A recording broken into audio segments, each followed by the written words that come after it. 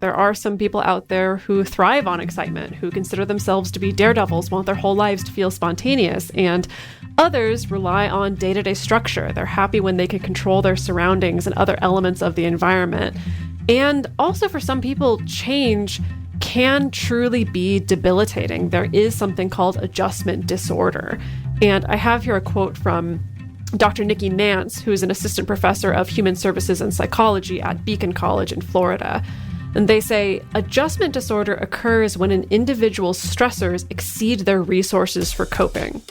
Welcome to the Multiamory podcast. I'm Jase. I'm Emily. And I'm Dedeker. We believe in looking to the future of relationships, not maintaining the status quo of the past. So whether you're monogamous, polyamorous, swinging, casually dating, or if you just do relationships differently, we see you, and we're here for you.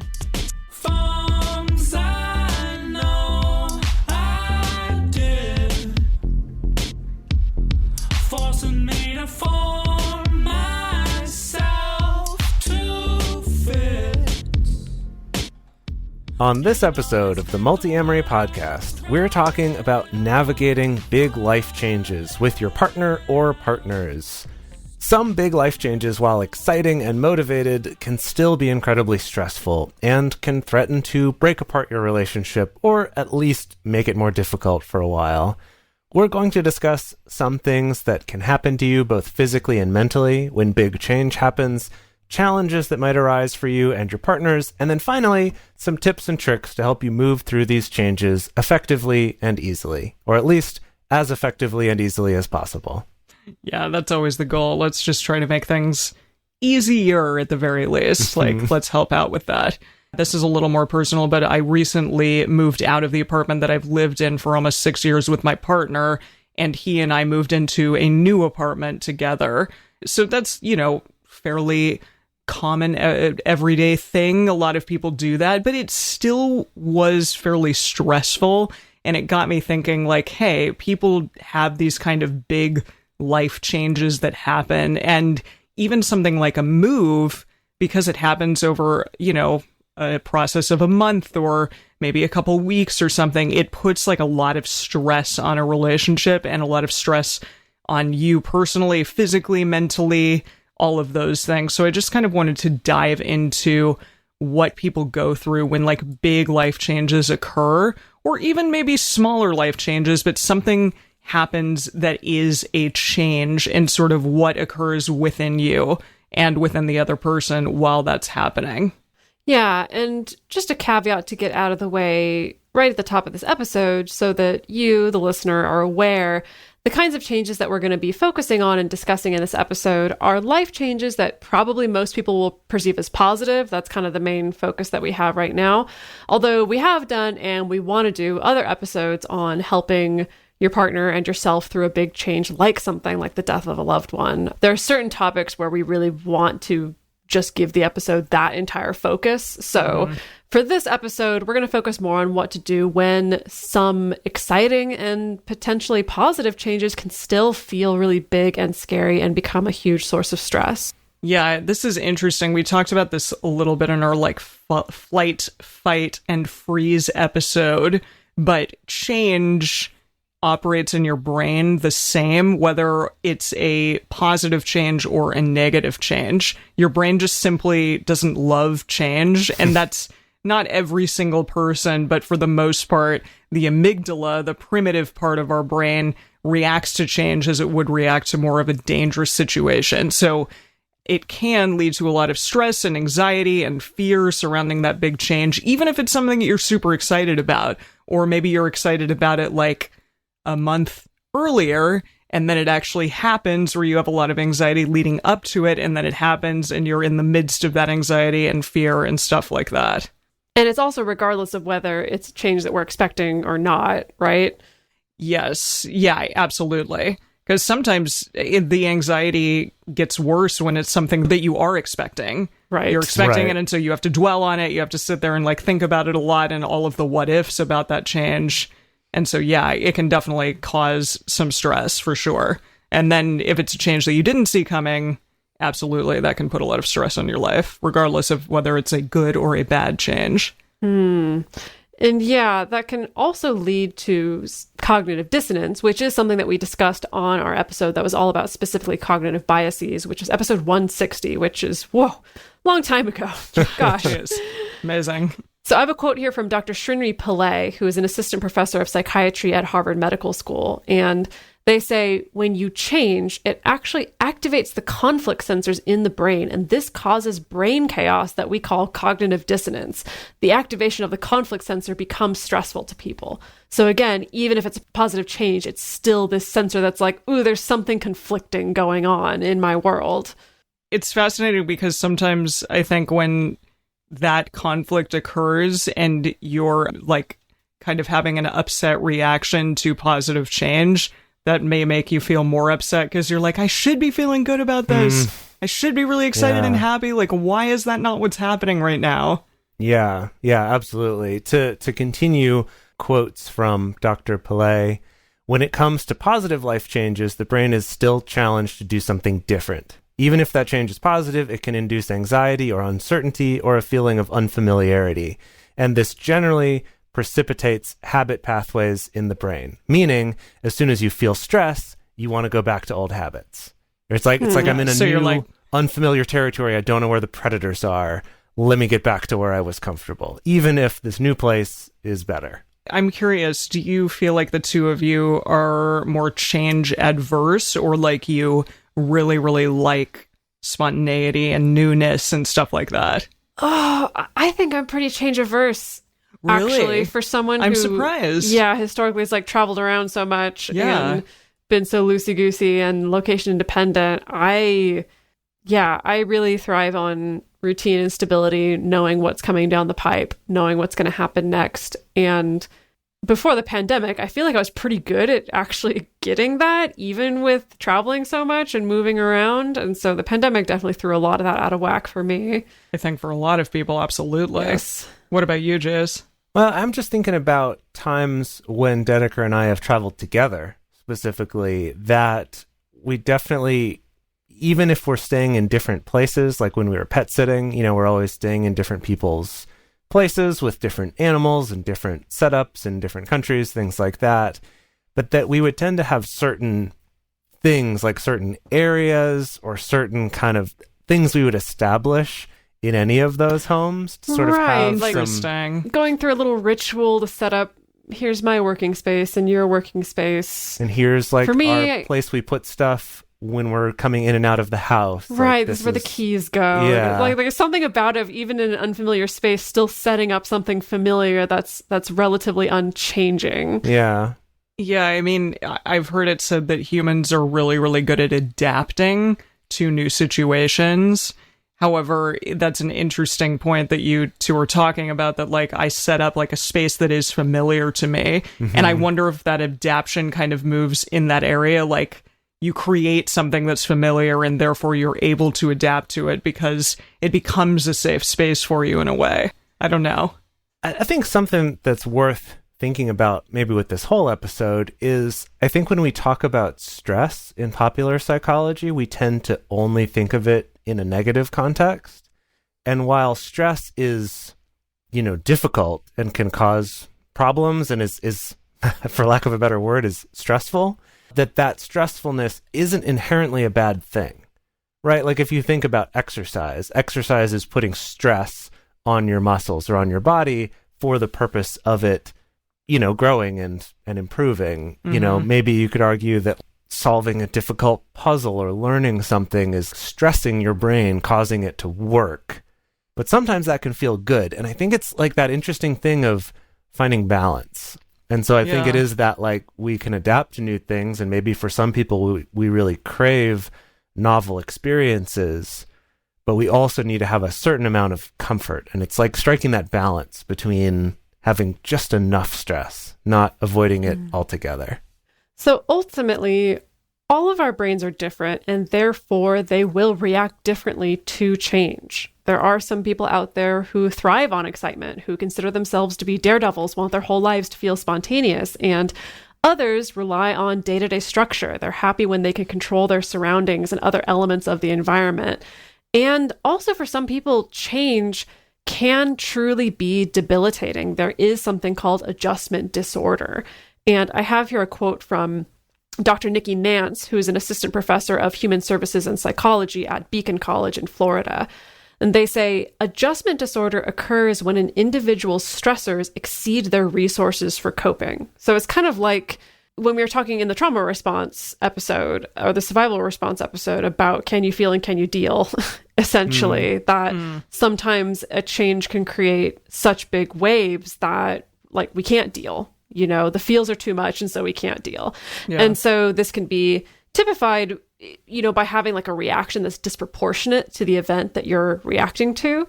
Things like situational depression also fall under this umbrella where, you know, you can feel sadness, anger, crying spells, but rather than it being like more standard depressive disorder, you know, situational depression is mostly specifically triggered by some kind of outside stressor, such as a life change, and often tends to resolve once a person has adjusted to the situation.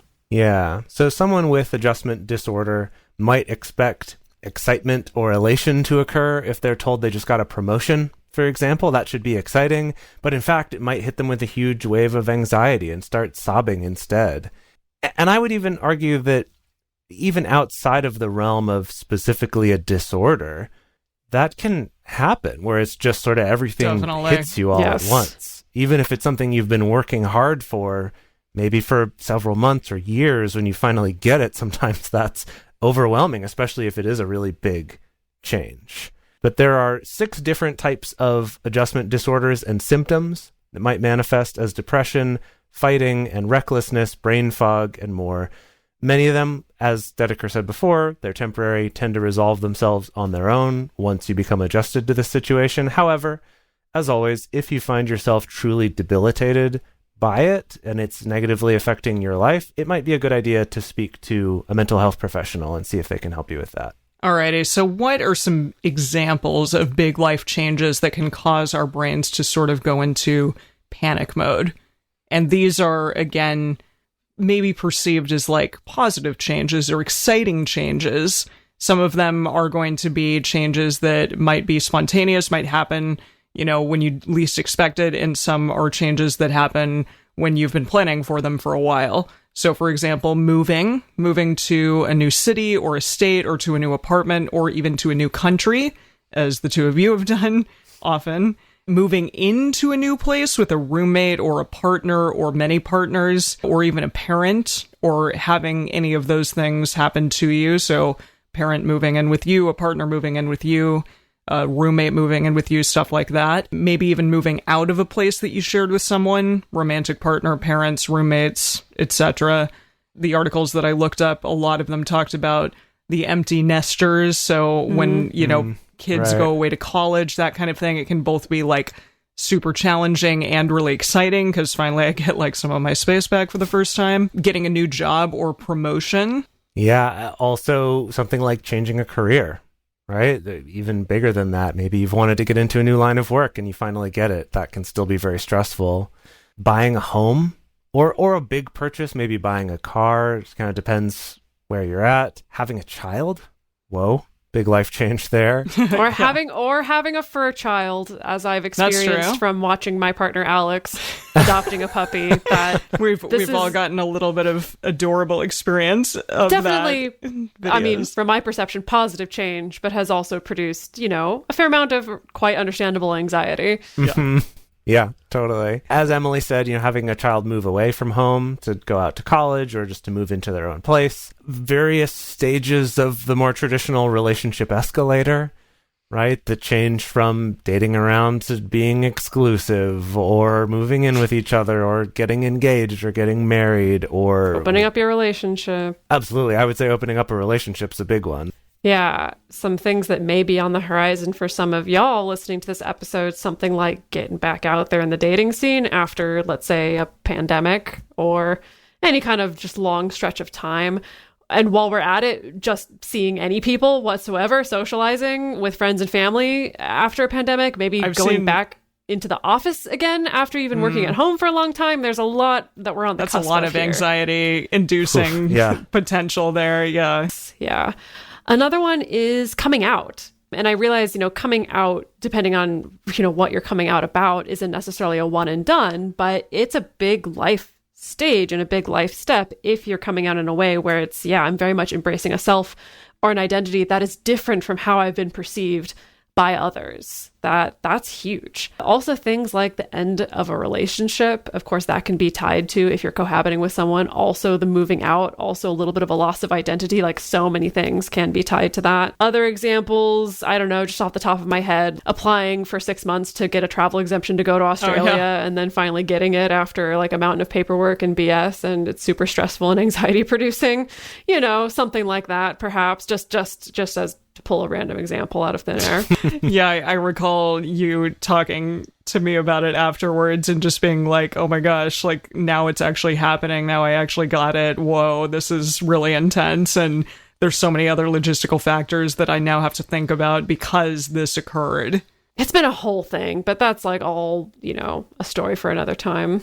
Yeah, I get it. It's interesting. I've been thinking about this where, I know that so many people really struggled at the beginning of the pandemic adjusting to whatever it is, right? Whatever changes happened in their part of the world at that time and how stressful that was. And I've been thinking about this now because the place where I work, and I work remotely, and I worked remotely before the pandemic even, but, everyone switched to working from home, but they're planning, within a couple months to have everyone come back into the office. And whoa, really? Yeah, starting in June. And I was thinking about it, especially in the context of this episode, and just going, I think everyone's like so excited to, get back into the office, or to have your employees come back into the office, or to get back out there and socialize in ways that you were before. But I will bet that what they won't be ready for is the amount of stress it's going to cause for themselves and for everyone. And I actually think a lot of companies are going to experience some waves. Well, and maybe a lull in productivity as well. Yeah. Maybe. I think it's not going to be this exciting, great change that everyone thinks it is, because we're going to go back through that transition thing. And I think people aren't thinking about that. They're just ignoring the fact that this is going to be a really, really big transition that's going to be hard, even if all of us felt positively about it. And maybe all of us don't. But even if we all did, it's going to be stressful. It's going to be hard. And I think companies need to be aware of that.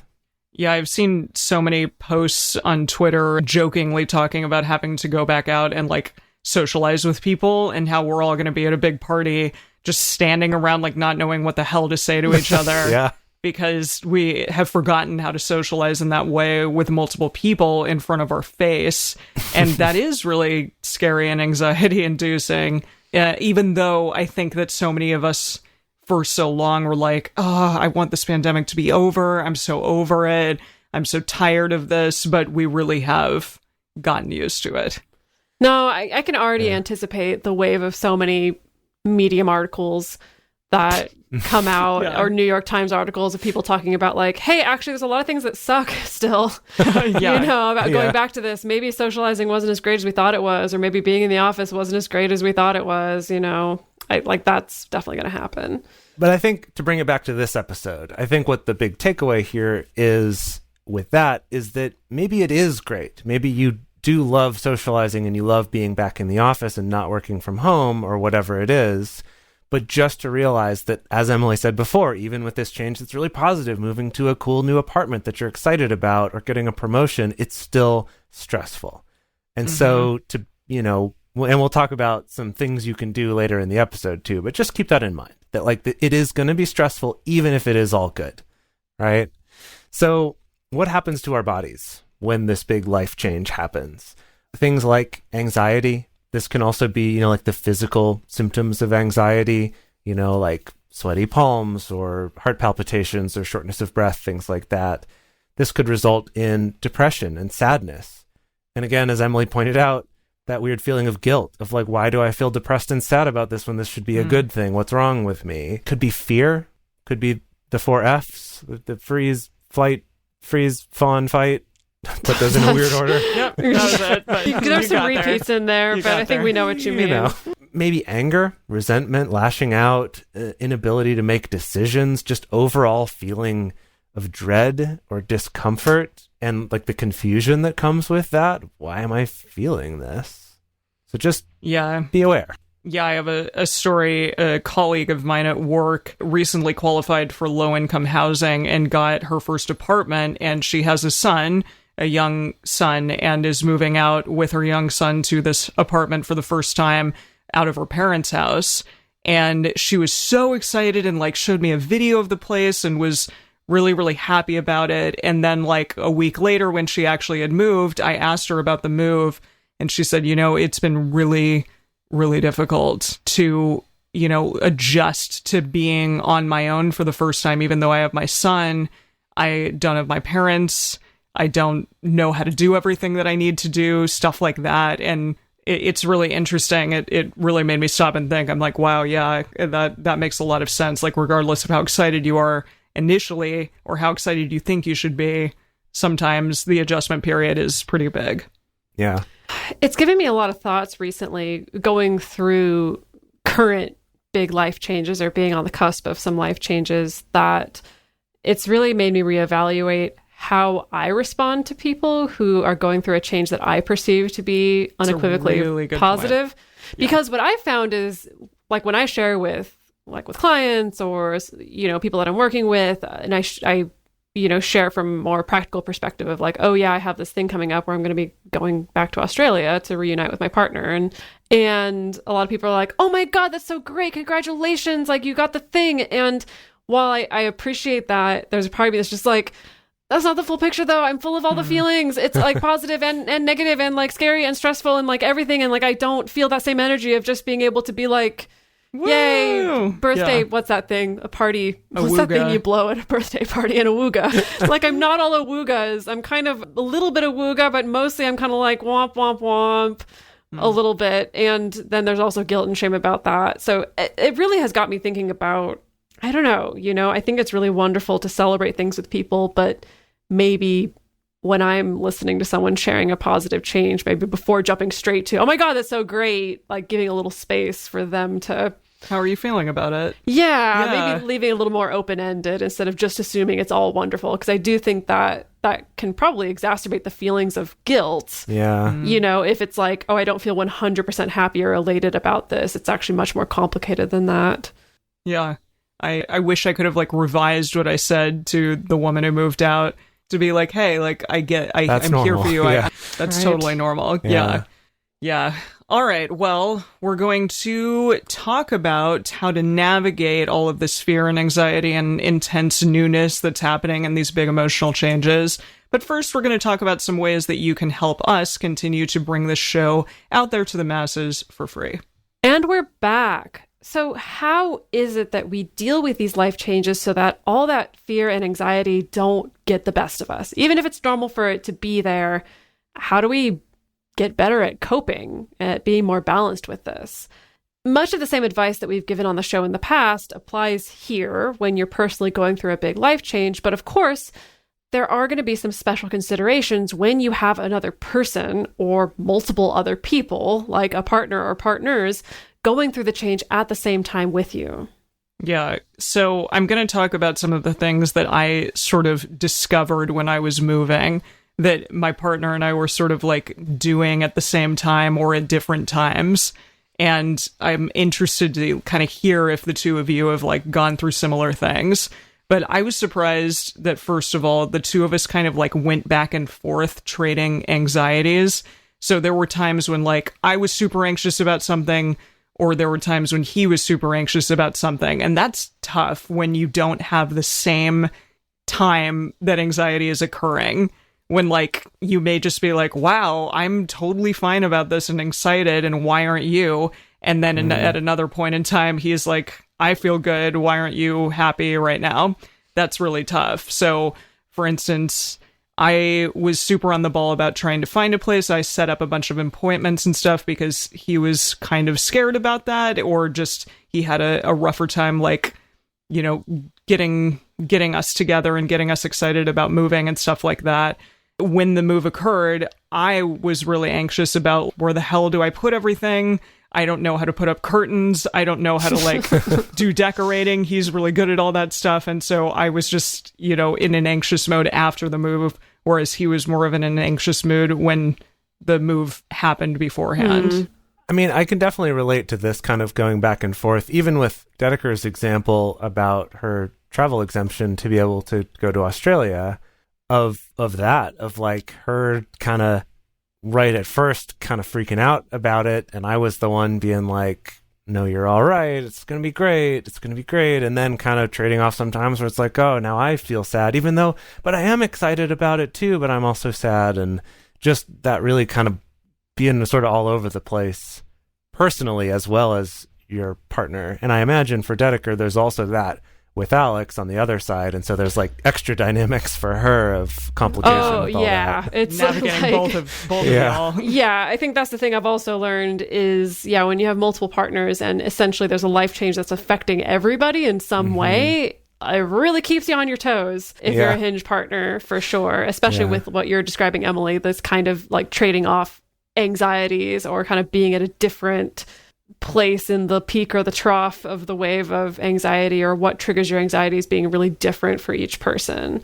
Yeah. This is also something, though, where I feel more recently, and maybe in a smaller level, that Jase, whenever you and I are traveling somewhere, especially pre-pandemic, whenever we were traveling somewhere to be there for a few months at a time, I feel like we would trade off on like travel anxieties. Yeah. Specifically, I think I would tend to be a little bit more chill beforehand and then less chill after arriving. I don't know. What's your perception I of tend to that? have more anxiety for like the couple weeks leading up to traveling, and then maybe less once we're actually doing it. So I would agree. We kind of have a similar kind of trade-off each time we do that. So something I found also is that there were definitely things that we didn't agree on in terms of this process. So for instance, when we were looking for a place, I was like, well, I don't care where we live. We can live wherever in Los Angeles. And he very much wants to stay in this area. And we didn't have that entirely aligned.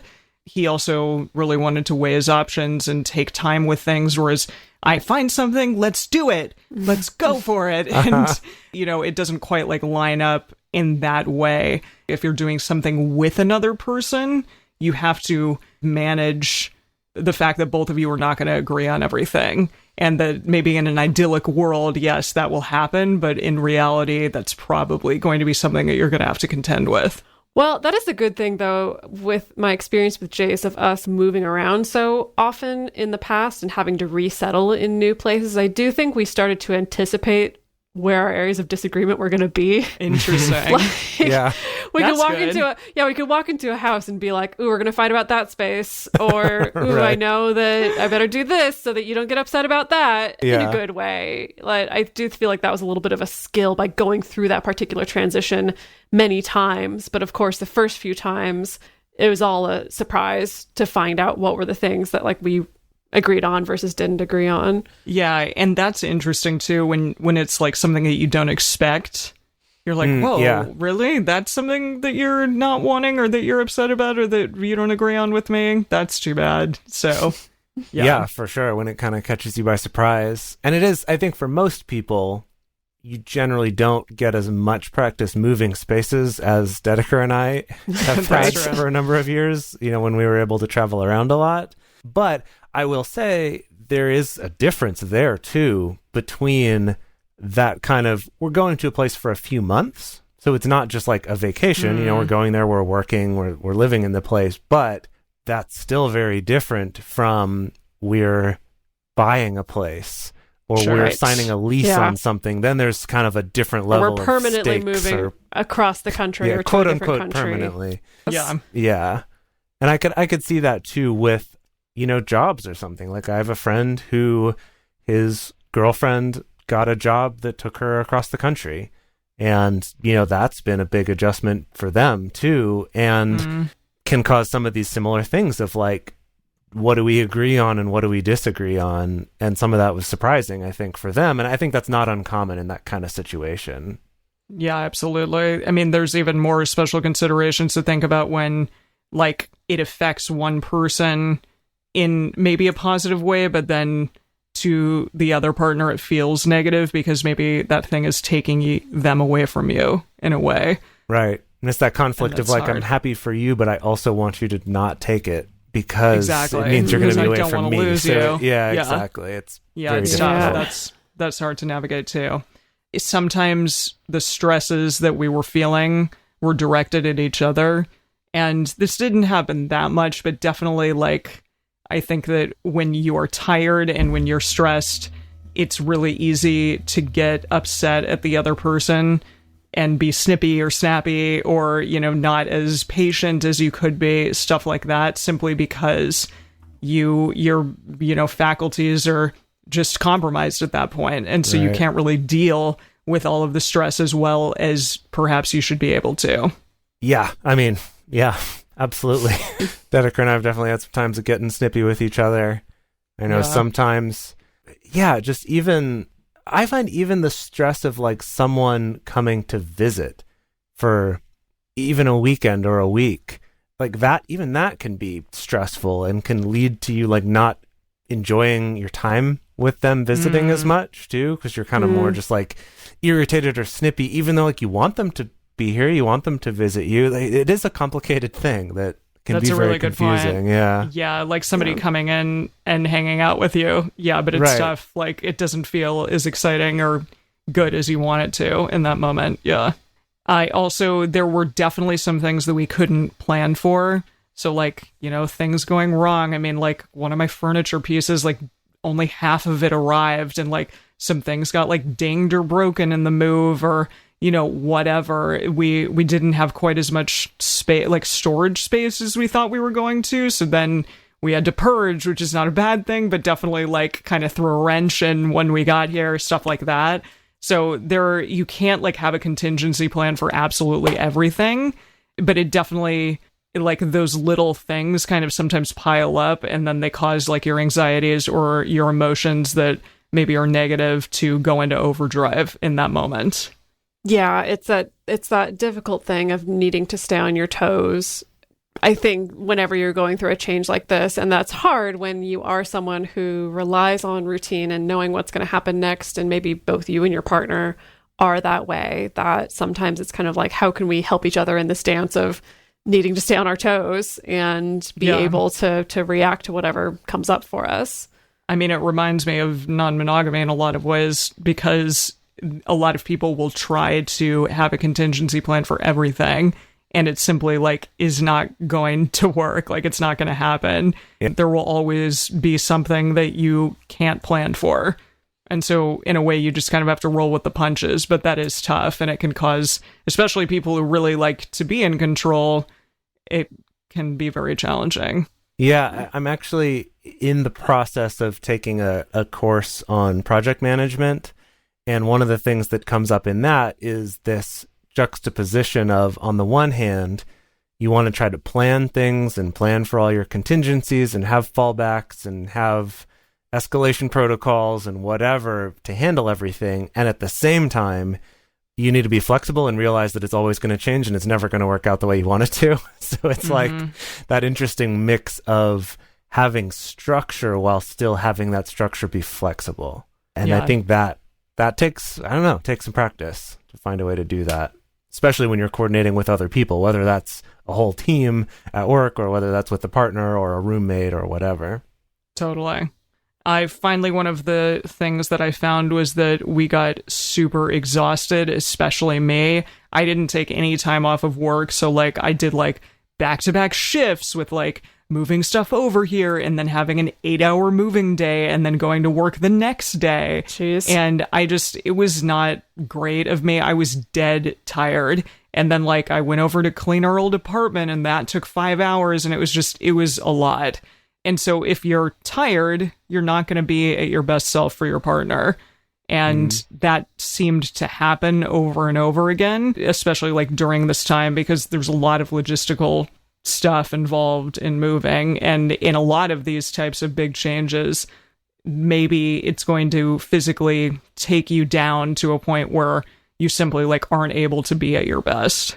Yeah, that's something that's come up a lot of the times, even just when Dedeker and I have been traveling around, is I especially am bad at this, but often not realizing that I need to give myself some buffer days on either side of that. I kind of assume like I can just hit the ground and go right back to work as I normally we really do. hope that we can, but yeah. And it's just, everything kind of suffers when trying to overcommit that way. I think it's easy to underestimate how much of your energy goes to just kind of managing the fact that there's change, right? That takes energy too, in addition to just physically doing all the things you're going to need to do. But also that of just like the energy to cope with it, like the mental energy of all that. Oh, absolutely. Yeah. Can relate. Finally, how do we make our big life changes as easy as possible for ourselves and our partners?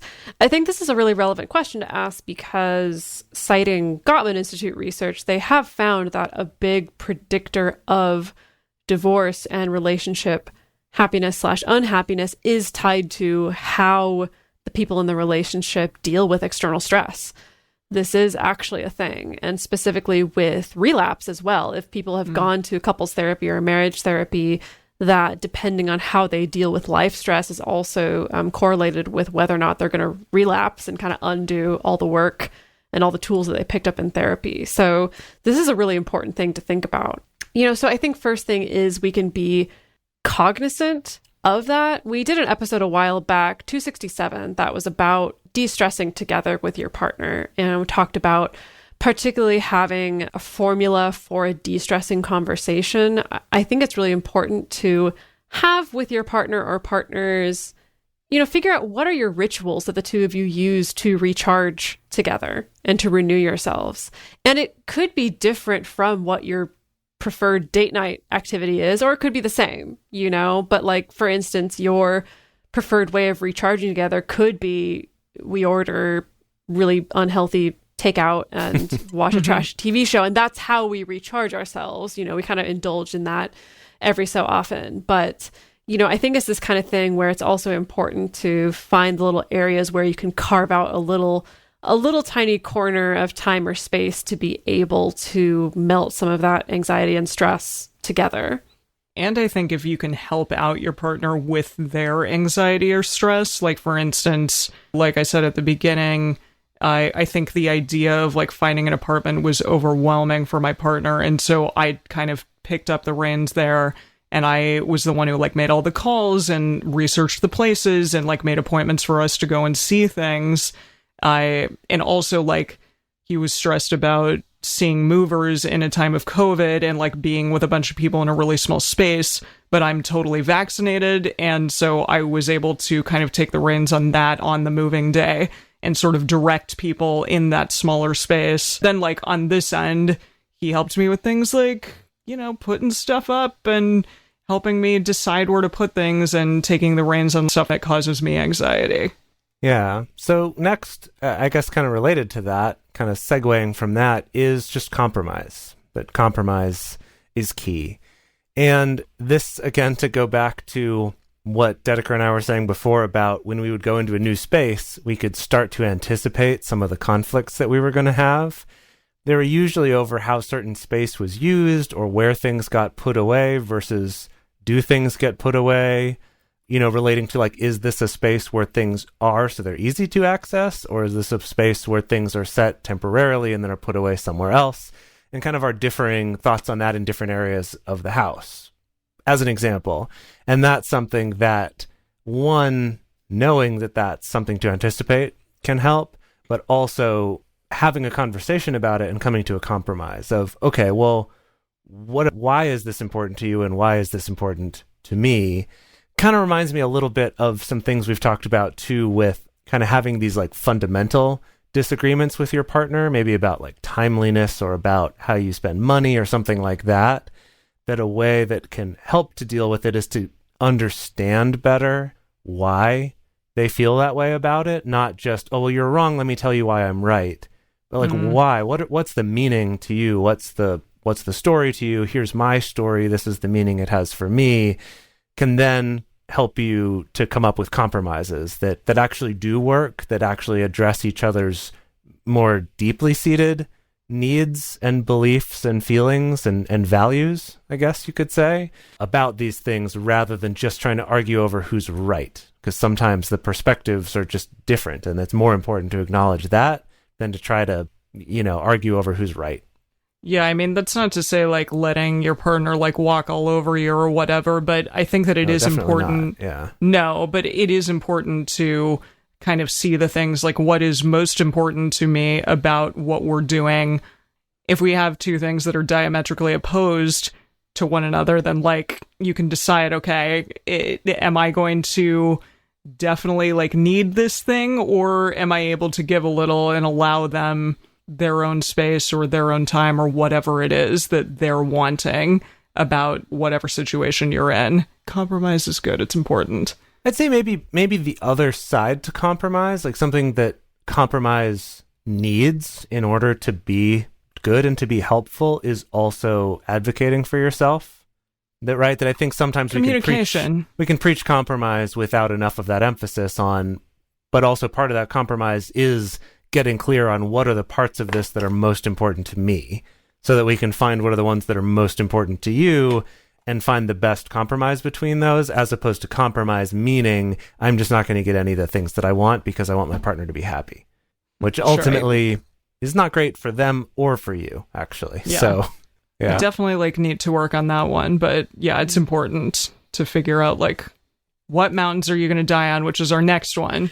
Yeah, to think about picking your battles. And this is relevant, I think, especially if it's a little bit more of a one-sided life change, like maybe your partner is going through a big change and you're not, like maybe they are going through a career shift and you're not, or vice versa, which I think this can be a little bit different if you're going through something together. Sometimes if you're going through something together, you can feel more of a palpable sense of like, yeah, we're sharing this anxiety and this stress together, versus if it's something that just one of you is going through. That I think the person, if you're the person who's not going through the change and you're feeling a little bit more grounded, a little bit more resourced, and maybe less aware of good timing as far as like when to poke your partner or to bring up something that could be a point of contention. I like poking people. So, it's just also important to, again, I think like we were talking about the compromise thing, of just be aware of like what's really the most important to you at this time. What are the things that you actually really need at this time? And, just kind of figuring out your priorities from there. Yeah, some of you may have a little bit like more patience during a time, and so you can give your partner the benefit of the doubt to a degree. And other times, hopefully, they'll offer you the same grace to a degree. Like, that's important, because we all are going to have our moments. And I think that is part of being in a relationship, is allowing someone to like have their freak out moments and be like, fuck. And for you to say, okay, that was a moment in time, and I know that they care about me and they love me, and that's not necessarily like representative of who they are or how they really like think. They may have just had like a freak out in that moment. And if you're able to give them that from time to time, I think that's important. Our next tip, going back to what we'd talked about in the previous section, is to try to plan for what you can. It's got a nice rhyme to it there.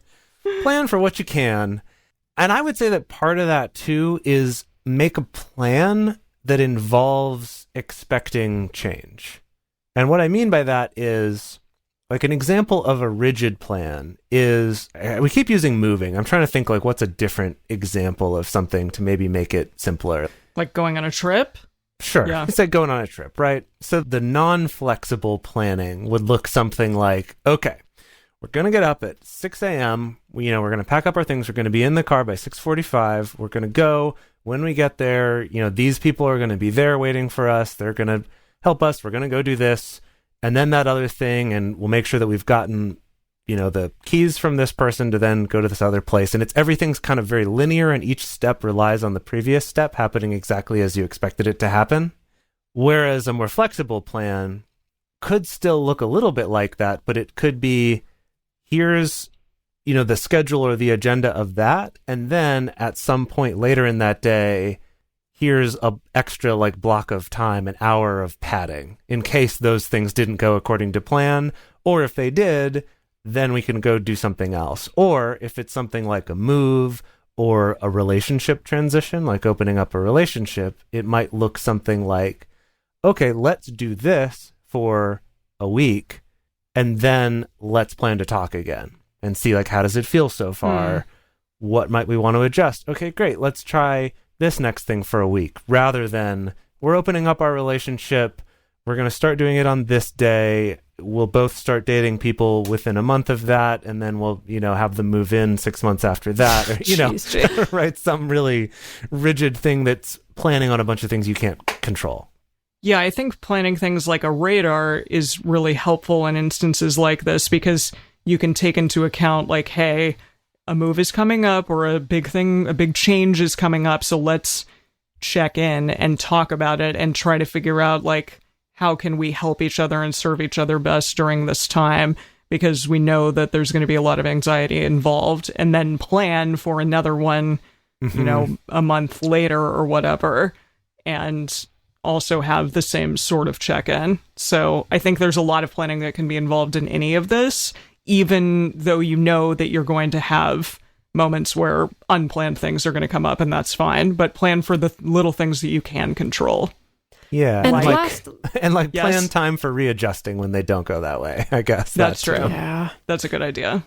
So also be sure to carve out time to do things like eat and exercise, and even, our last one, Take a break. Run away with me for the summer. Let's go upstate. Yeah, Yes. okay. Take a break. They're necessary. They help you to make sure that you don't get too overwhelmed and too exhausted. If you're noticing that the two of you or three of you, however many people are involved here, are crabbing at each other or snapping at each other, just crabbing and labbing, take a break. It's okay. Do whatever it is that you can, even if it's, in the middle of a stressful moving day. If it's like, okay, I'm just going to go stand outside for 10 minutes and just, like, listen to my music and not look at any of this stuff that we're trying to unpack or whatever. Just any kind of little bite-sized chunks of rest that you can get for yourself, because it really does help.